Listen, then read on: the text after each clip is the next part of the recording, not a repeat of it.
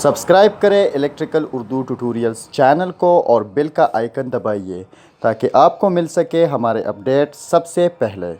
बिस्मिल्लाहिर्रहमानिर्रहीम, अस्सलाम वालेकुम। मैं हूं सिकंदर हैदर और आप देख रहे हैं इलेक्ट्रिकल उर्दू ट्यूटोरियल्स चैनल। दोस्तों, आज की वीडियो में आप सीखेंगे कि कैसे एक कंप्रेसर को विदाउट रीली टेस्टिंग के लिए स्टार्ट कर सकते हो। दोस्तों, हम बात करते हैं जब कंप्रेसर के बारे में, तो कंप्रेसर में हमारे साथ बहुत सारे मॉडल्स आते हैं, टाइप्स आते हैं। लेकिन अगर पिन्स की बात की जाए यानी इसकी शेप्स की बात की जाए तो ज़्यादातर हमारे साथ दो ही शेप्स आते हैं, जिसमें हमारे साथ एक शेप्स होता है टर्मिनल का कुछ यू और दूसरा होता है ऐसा। तो यहाँ पर ख़ास तौर पर अगर बात की जाए इस तरह की शेप में, तो ऊपर हमारे साथ कॉमन होता है, इस तरफ रनिंग होता है, इस तरफ स्टार्टिंग होता है। अब नीचे इस शेप में हमारे साथ कॉमन होता है, यहाँ पर स्टार्टिंग होता है, यहाँ पर रनिंग होता है। यहाँ पर मेरे साथ एक S111 का कंप्रेसर है और यहाँ पर मैंने इससे रीली हटा दी है। इस पर एक PTC रीली हमने लगाई हुई है। और अगर आप इसकी पिन्स को देखेंगे तो यहाँ पर ये पहला वाला शेप आपको नज़र आ रहा है। तो ऊपर वाला कॉमन है, यहाँ पर रनिंग है, यहाँ पर स्टार्टिंग है। लेकिन ज़रूरी नहीं है कि ऐसा शेप आएगा और यहाँ पर वही चीज़ें आएगी जैसा कि मैंने बताई हुई है। तो इसके लिए आपने सबसे पहले क्या करना है, सबसे पहले करना है आपने इसकी स्टार्टिंग, रनिंग और कॉमन को फाइंड आउट करना है। तो पहले मैं अपनी वीडियोज़ में बता चुका हूँ कि कैसे स्टार्टिंग, रनिंग, कॉमन को फाइंड आउट करना है। हमने डिजिटल मल्टीमीटर के ज़रिए भी बात की है, इस तरह एनालॉग के ज़रिए भी। लेकिन आज आपको मैं दोबारा से करने वाला हूँ, क्योंकि अगर कोई नया है तो इस गाइड को कम्प्लीटली ले। तो आपने मल्टीमीटर को कैसे करना है, मल्टीमीटर को कॉमन में रखना है। यहाँ पर मैंने कैपेसिटर टेस्टिंग के में लगाया हुआ है, तो मैं इसको हटा देता हूँ, यहाँ पर ओहम टेस्टिंग में लगा लेता हूँ। अब उसके बाद मुझे करना क्या है कि यहाँ पर मुझे डायोड टेस्टिंग या X1 या कोई भी चीज़ आपने ओहम टेस्टिंग में रखनी है, लेकिन लो से लो रखनी है। उसके बाद मीटर को मैं ऑन कर लेता हूँ। अब यहाँ पर मेरे पास 3 टर्मिनल्स है, तो मुझे क्या करना होगा, मुझे 2 ऐसे टर्मिनल फाइंड आउट करने होंगे जिसके बीच सबसे ज़्यादा रेजिस्टेंस हो। यानी जिन दो के बीच हमारा ज़्यादा रेजिस्टेंस होगा वो हमारे साथ स्टार्टिंग और रनिंग कहलाएंगे। और इसी तरह जो तीसरा वाला होगा वो कॉमन होगा। उसके बाद हमारा क्या होगा कि जो ही हमारे साथ कॉमन के साथ जिसका रेजिस्टेंस कम होगा वो हमारे साथ रनिंग वाइंडिंग कहलाएगा या रनिंग टर्मिनल कहलाएगा। उसी तरह जो जिसका के साथ कॉमन का रेजिस्टेंस ज़्यादा हो वो हमारे साथ स्टार्टिंग कहलाएगा। तो यहाँ पर मुझे पता है कि भाई यहाँ पर ये मेरे साथ रनिंग है, ये स्टार्टिंग है, ये कॉमन है, लेकिन फिर भी मैं आपको टेस्ट करके दिखा देता हूँ। मीटर को मैं यहाँ पर रख लेता हूँ, इन दोनों के साथ मैं लगा लेता हूँ कुछ यूँ। तो आपको नज़र आया कि मेरे साथ 52 ओहम आ रही है, 52 ओहम, इसी तरह 35, 34 और इसी तरह ये मेरे पास कुछ है 18 ओहम।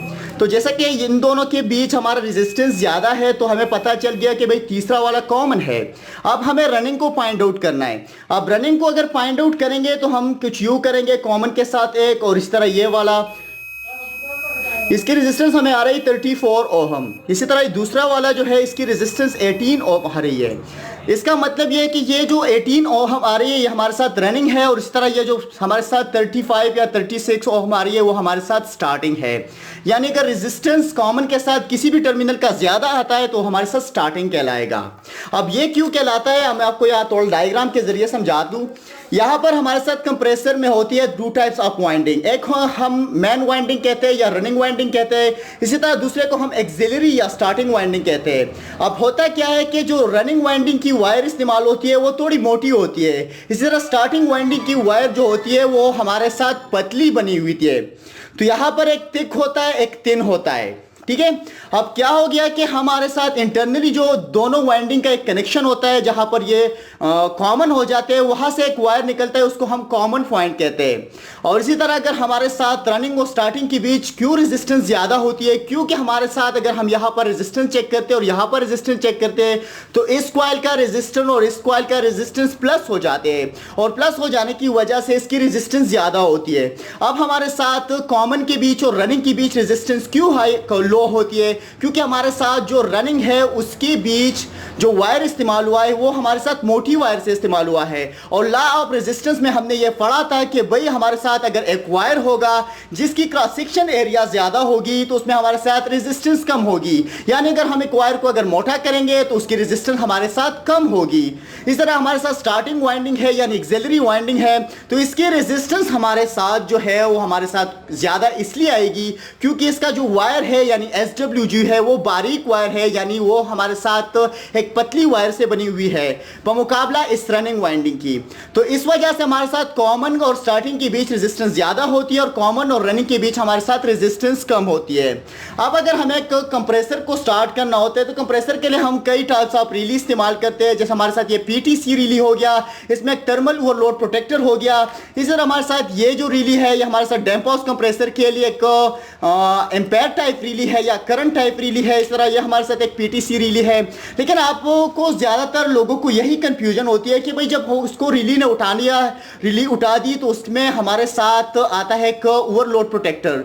लेकिन कई रिलीज हमारे साथ ओवरलोड प्रोटेक्टर के बगैर आते हैं। जैसे कि ये कंप्रेसर है और उसमें मैंने ओवरलोड प्रोटेक्टर का इस्तेमाल नहीं किया है। इसकी जो मेन रीज़न है, कुछ कंप्रेसर हमारे साथ इंटरनली थर्मल ओवरलोड प्रोटेक्टर होते हैं, यानी उसमें एक ओवरलोड प्रोटेक्टर जैसा कि यहाँ पर लगा हुआ है इंटरनली इंस्टॉल होता है। लेकिन यहाँ पर कुछ ऐसे आपको मैं बताता चलूँ कि दो शेप्स आते हैं। लेकिन आपने ये नहीं लेना कि भाई अगर ये शेप है और इसमें हमारे साथ ये रिली लगने वाली है या ये रिली लगने वाली है और इसमें थर्मल ओवरलोड प्रोटेक्टर नहीं है तो सारे में हमारे साथ नहीं लगना होगा, यानी सारे जो होगी इंटरनली होगी। नहीं भाई, यहाँ पर ऐसा होता है कि कुछ कंप्रेसर में हमारे साथ इंटरनली थर्मल ओवरलोड प्रोटेक्टर होता है, किसमें नहीं होता है। तो इसके बारे में हम आगे जाके डिटेल से बात करेंगे कि कौन सा कंप्रेसर जो होता है इंटरनली थर्मल ओवरलोड प्रोटेक्टेड होता है या किसी कंप्रेसर के लिए कौन सा रिली कितने एम्पेयर का यानी कितने लोड हिसाब से लगाना चाहिए। अब उसके बाद हम आते हैं हम इस कंप्रेसर को डायरेक्टली स्टार्ट कैसे करेंगे। वैसे मैं रिकमेंड नहीं करता हूँ कि कोई इसे डायरेक्टली चला सकता है, लेकिन हम जब टेस्टिंग करते हैं तो अगर हमारे साथ कोई रिली ना हो तो हम एज ए ये जो कंप्रेसर में इस्तेमाल करो या एक वैक्यूम पंप है या इससे मैं हवा भरता हूँ या खींचता हूँ किसी चीज़ से, तो इसको अगर मेरे साथ रिली नहीं होगी तो कैसे मैं इसे स्टार्ट करूंगा। जैसे कि मैंने पिछले कुछ दिनों ट्यूटोरियल में बताया हुआ था कि भाई हमारे साथ जो कंप्रेसर होता है वो हमारे साथ स्प्लिट फेस इंडक्शन मोटर होता है और इसमें हमारे साथ स्टार्टिंग वाइंडिंग को सिंपल एक छोटा सा टार्क चाहिए। उसके बाद जो स्टार्टिंग वाइंडिंग है वो हमारे साथ इस बिजली से हट जाती है, इसको करंट से कोई काम नहीं लेना पड़ता है और उसके बाद कंप्रेसर ऐसे ही चलने लगता है। अब आपको मैं सिखाऊंगा कि कैसे कंप्रेसर को विदाउट हमें कैसे स्टार्ट करना है विदाउट ए रिली। जैसे कि अगर हमारे साथ ये टाइप कंप्रेसर है तो इसमें मेरे साथ ज़्यादातर रनिंग ये होता है, स्टार्टिंग ये होता, सॉरी कॉमन ये होता है और ये स्टार्टिंग होता है। अब मुझे सप्लाई प्रोवाइड करनी है। यहाँ पर थोड़ा मैं मार्कर के ज़रिए कर लेता हूँ। मिसाल के तौर पर मैंने अपना न्यूट्रल वायर यहाँ पर कनेक्ट कर दिया तो मैं अपना जो दूसरा वायर होगा लाइन यहाँ पर कनेक्ट कर लूँगा।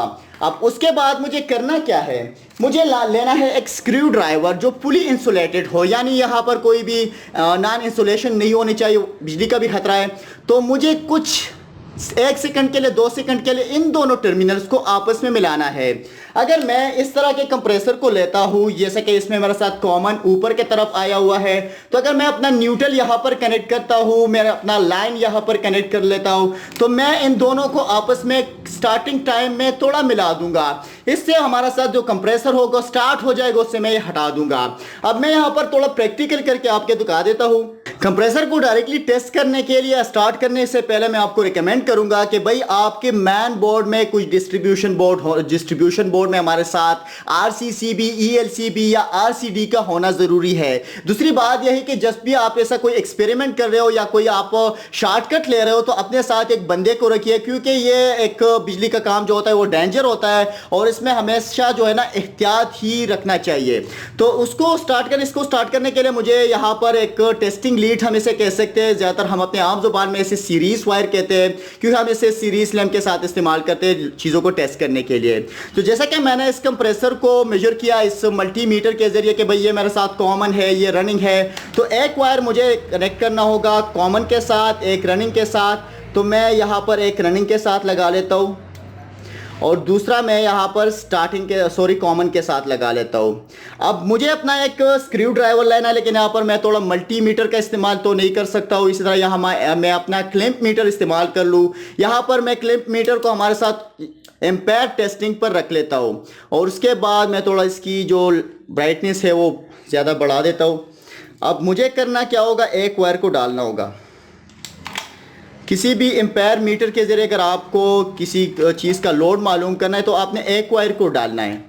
उसके बाद आपने करना क्या है, सप्लाई प्रोवाइड करनी है, लेकिन सप्लाई प्रोवाइड करने से पहले आपने इन दो टर्मिनल्स को आपस में मिलाना है, जैसे कि मैंने मिलाए हुए नीचे रनिंग और स्टार्टिंग को। सॉरी, यहाँ पर मैंने ख्याल से मैंने ये स्विच ऑन नहीं किया था, अब मैं दोबारा से कर लेता, हो गया। ठीक है, तो ये हो गया मेरे साथ, ये कंप्रेसर हो गया स्टार्ट। आपको मैं दिखा देता हूँ इस कैमरा के ज़रिए, थोड़ा कैमरा आगे कर लेता हूँ, ये मेरे साथ आप देख सकते।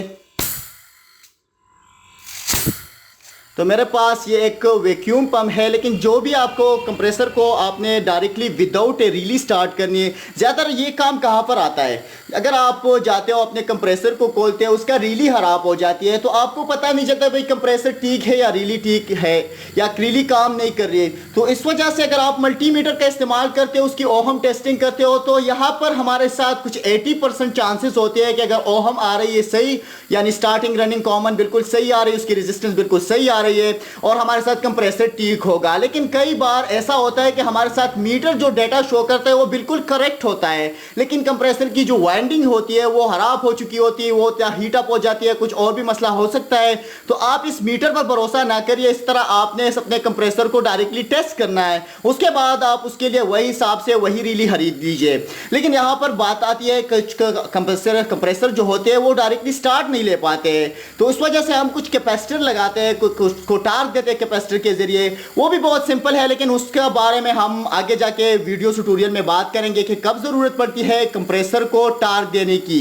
तो इसके साथ ही आज की वीडियो ट्यूटोरियल खत्म होती है। मजीद ट्यूटोरियल के हमारे यूट्यूब चैनल को जरूर सब्सक्राइब कीजिए, हमें अपनी दुआओं में याद रखिए, जो हमारे वीडियो को लाइक और शेयर और कमेंट करना ना भूलिएगा। अल्लाह हाफिज।